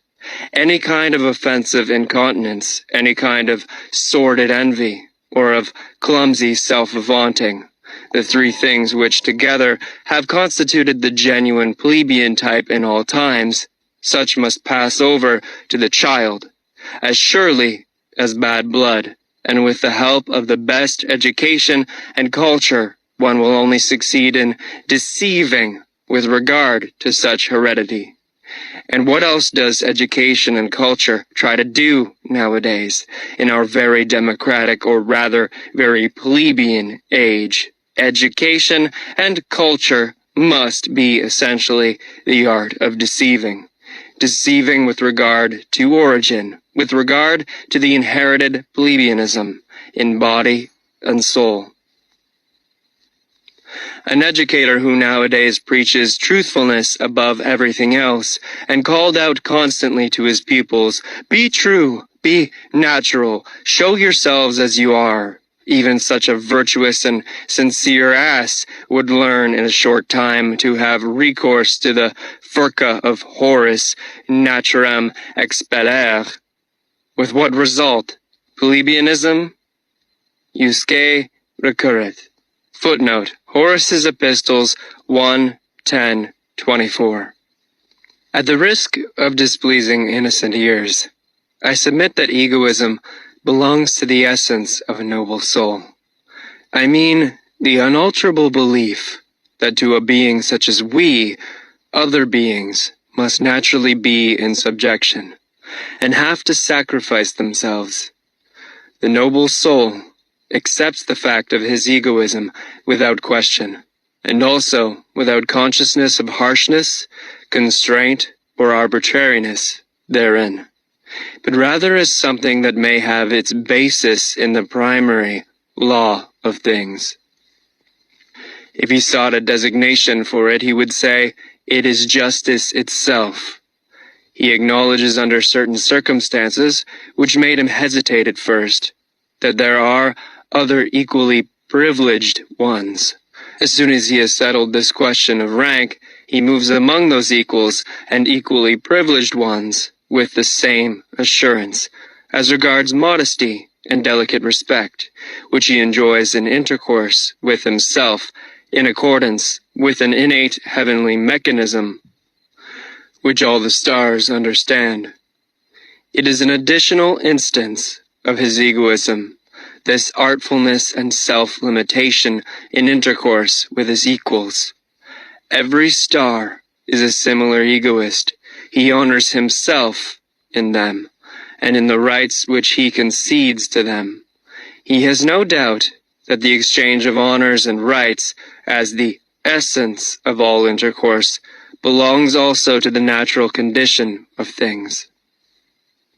The noble soul gives as he takes, prompted by the passionate and sensitive instinct of requital, which is at the root of his nature. The notion of favor has interpars, neither significance nor good repute. There may be a sublime way of letting gifts, as it were, light upon one from above, and of drinking them thirstily like dewdrops. But for those arts and displays the noble soul has no aptitude. His egoism hinders him here, in general. He looks aloft, unwillingly. He looks either forward, horizontally and deliberately, or downwards. He knows that he is on a height. One can only truly esteem him who does not look out for himself. Goethe to Rath Schalzer. The Chinese have a proverb which mothers even teach their children. Xiao Xin, make thy heart small. This is the essentially fundamental tendency in latter-day civilizations. I have no doubt that an ancient Greek also would first of all remark this self-dwarfing in us Europeans of today. In this respect alone, we should immediately be distasteful to him. What, after all, is ignobleness? Words are vocal symbols for ideas. Ideas, however, are more or less definite mental symbols for frequently returning and concurring sensations, for groups of sensations. It is not sufficient to use the same word in order to understand one another. We must also employ the same words for the same kind of internal experiences. We must, in the end, have experiences in common. On this account, the people of one nation understand one another better than those belonging to different nations.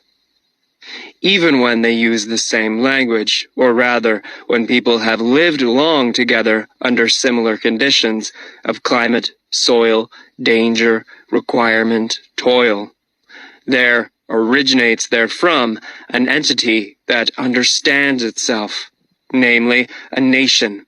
In all souls, a like number of frequently reoccurring experiences have gained the upper hand over those occurring more rarely. About these matters, people understand one another rapidly, and always more rapidly. The history of language is the history of a process of abbreviation. On the basis of this quick comprehension, people always unite closer and closer. The greater the danger, the greater is the need of agreeing quickly and readily about what is necessary, not to misunderstand one another in danger. That is what cannot at all be dispensed with in intercourse. Also, in all loves and friendships, one has the experience that nothing of the kind continues when the discovery has been made that in using the same words, one of the two parties has feelings, thoughts, intuitions, wishes, or fears different from those of the other. The fear of the eternal misunderstanding. That is the good genius which so often keeps persons from different sexes from too hasty attachments, to which sense and heart prompt them, and not some Schopenhauerian genius of the species. Whichever groups of sensations within a soul awaken most readily, begin to speak and give the word of command, these decide as to the general order of rank of its values, and determine ultimately its lists of desirable things. A man's estimates of value betray something of the structure of his soul, and wherein it sees its condition of life. Its intrinsic needs, supposing now that necessity has from all time drawn together only such men as could express similar requirements and similar experiences by similar symbols, it results on the whole that the easy communicability of need, which implies ultimately to the undergoing only of average and common experiences, must have been the most potent of all the forces which have hitherto operated upon mankind. The more similar, the more ordinary people have always had and are still having the advantage. The more select, more refined, more unique, and difficultly comprehensible are liable to stand alone. They succumb to accidents in their isolation and seldom propagate themselves. One must appeal to immense opposing forces in order to thwart this natural, all too natural, progressus in simile.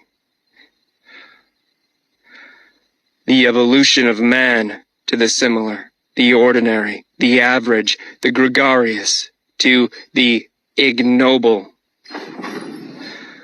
The more a psychologist, a born and unavoidable psychologist and soul diviner, turns his attention to the more select cases and individuals, the greater his danger of being suffocated by sympathy.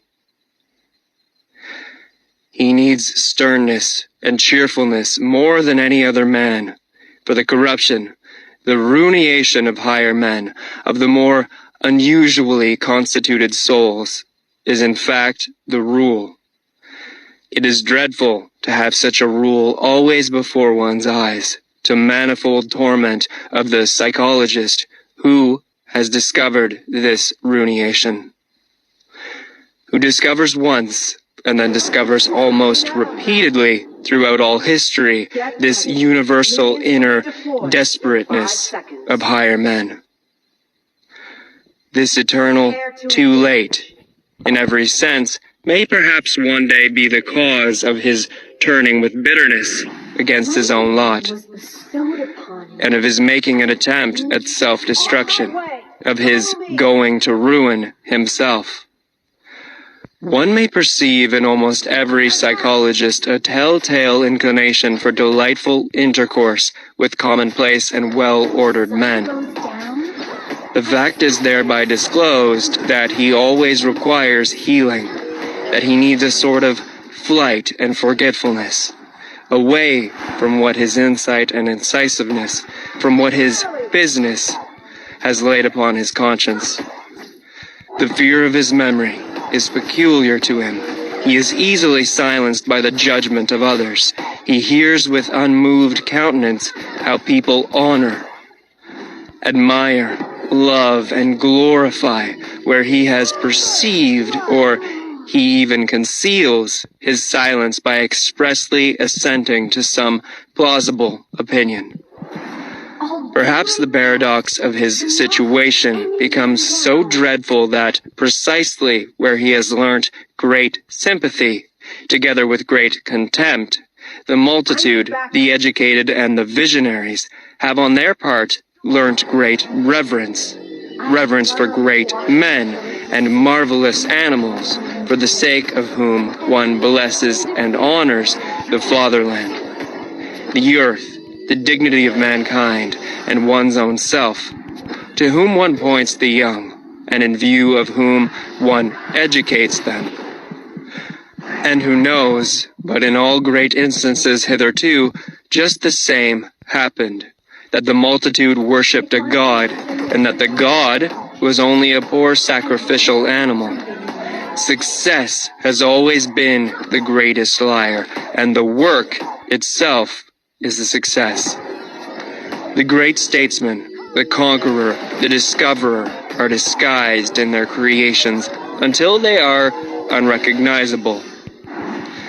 The work of the artist, of the philosopher, only invents him who has created it, is reputed to have created it.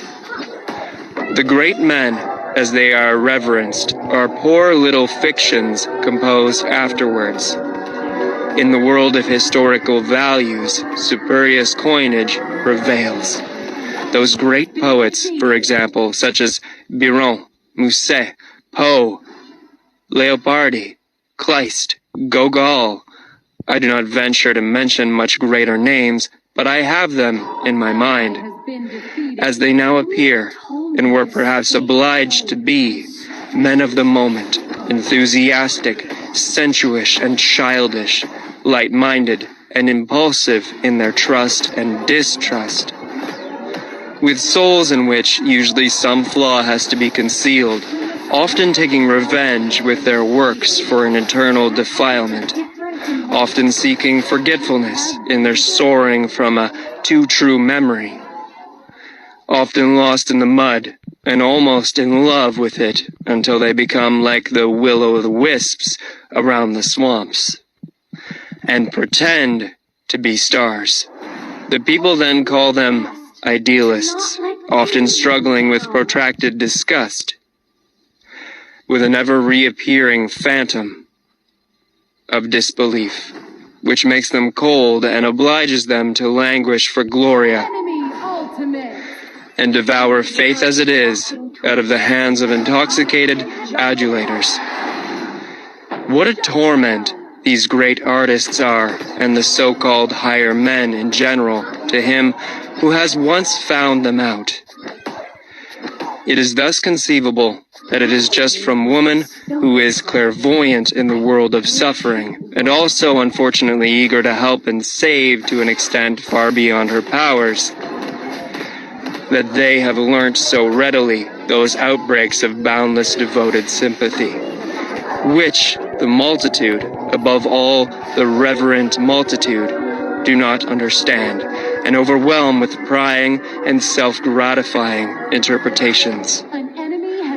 This sympathizing invariably deceives itself as to its power. Women would like to believe that love can do everything. It is the superstition peculiar to her. Alas, he who knows the heart finds out how poor, helpless, pretentious, and blundering even the best and deepest love is.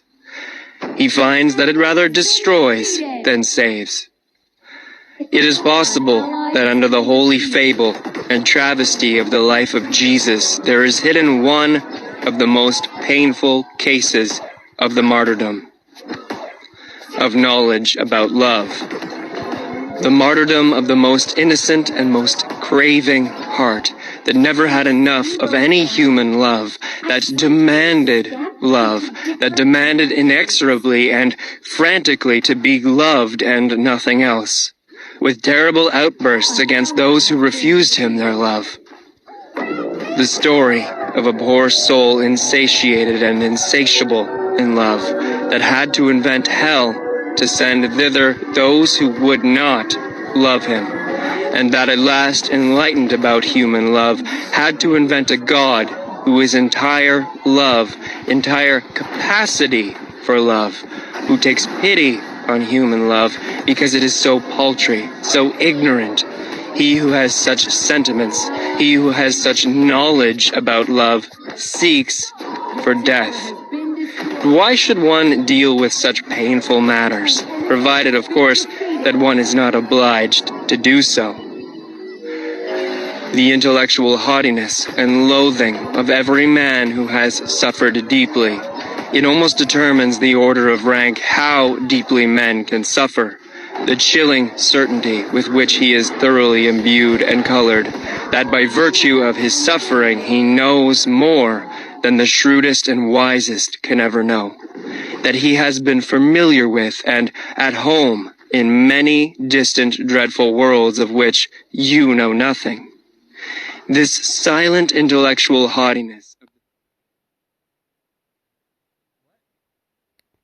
initiated of the almost sacrificed. finds all forms of disguise necessary to protect itself from contact with officious and sympathizing hands. And in general, from all that is not its equal in suffering. Profound suffering makes noble. It separates. One of the most refined forms of disguise is Epicureanism, along with a certain ostentatious boldness of taste, which takes suffering lightly and puts itself on the defensive against all that is sorrowful and profound. They are gay men who make us of gaiety. Because they are misunderstood on account of it, they wish to be misunderstood. There are scientific minds who make use of science because it gives a gay appearance and because scientificness leads to the conclusion that a person is superficial. They wish to mislead to a false conclusion. There are free, insolent minds which would fain conceal and deny that they are broken, proud, incurable hearts. The cynicism of Hamlet, the case of Galliani.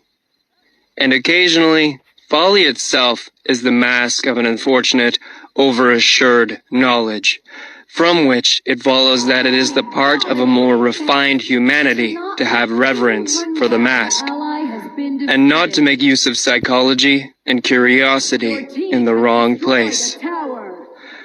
That which separates two men most profoundly is a different sense and grade of purity. What does it matter about all their honesty and reciprocal usefulness?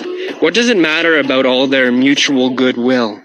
The fact still remains, they cannot smell each other. The highest instinct for purity places him who is affected with it in the most extraordinary and dangerous isolation. As a saint, for it is just holiness, the highest spiritualization of the instinct in question. Any kind of cognizance of an indescribable excess in the joy of the bath, any kind of ardor or thirst which perpetually impels the soul out of night into the morning, and out of gloom, out of the affliction into clearness, brightness, depth, and refinement. Just as much as such a tendency distinguishes, it is a noble tendency, it also separates. The pity of the saint is pity for the filth of the human. All too human. And there are grades and heights where pity itself is regarded by him as impurity, as filth. Signs of nobility. Never to think of lowering our duties to the rank of duties for everybody. To be unwilling to renounce or to share our responsibilities. To count our prerogatives and the excess of them among our duties. A man who strives after great things looks upon everyone whom he encounters on his way either as a means of advance, or a delay and hindrance, or as a temporary resting place. His peculiar lofty bounty to his fellow men is only possible when he attains his elevation and dominates. Impatience and the consciousness of being always condemned to comedy up to that time, for even strife is a comedy and conceals the end, as every means does. Spoil all intercourse for him. This kind of man is acquainted with solitude, and what is most poisonous in it. The problem of those who wait. Happy chances are necessary, and many incalculable elements, in order that a higher man, in whom the solution of a problem is dormant, may yet take action, or break forth, as one might say, at the right moment. On an average, it does not happen, and in all corners of the earth there are waiting ones sitting who hardly